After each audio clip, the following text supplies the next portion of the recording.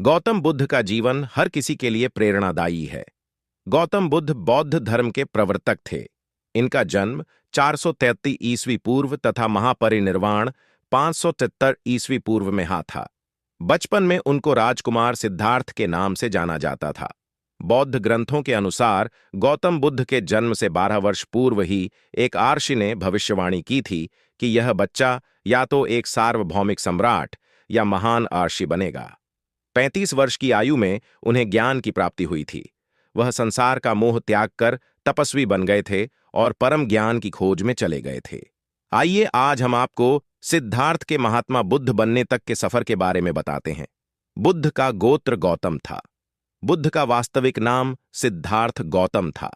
उनका जन्म शाक्य गणराज्य की राजधानी कपिलवस्तु के निकट लुम्बिनी में हुआ था।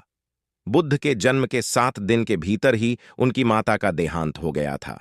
उनका पालन पोषण उनकी मौसी गौतमी ने किया था। शिशु का नाम सिद्धार्थ रखा गया था। शाक्य वंश के राजा शुद्धोधन सिद्धार्थ के पिता थे।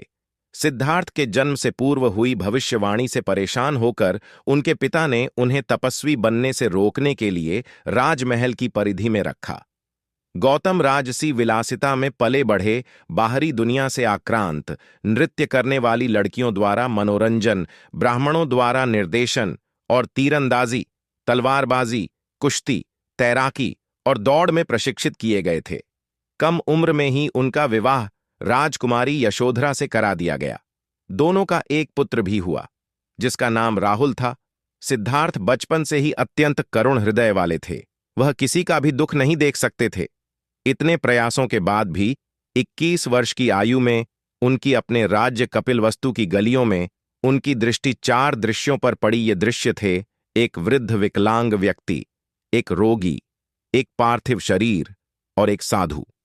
इन 4 दृश्यों को देखकर सिद्धार्थ समझ गए थे कि सबका जन्म होता है, सबको बुढ़ापा आता है, सबको बीमारी होती है और एक दिन सब मृत्यु को प्राप्त होते हैं।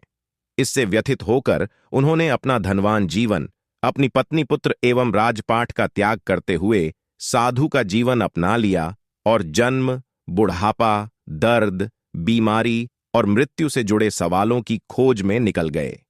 ज्ञान की प्राप्ति सिद्धार्थ ने अपने प्रश्नों के उत्तर ढूंढने शुरू किए।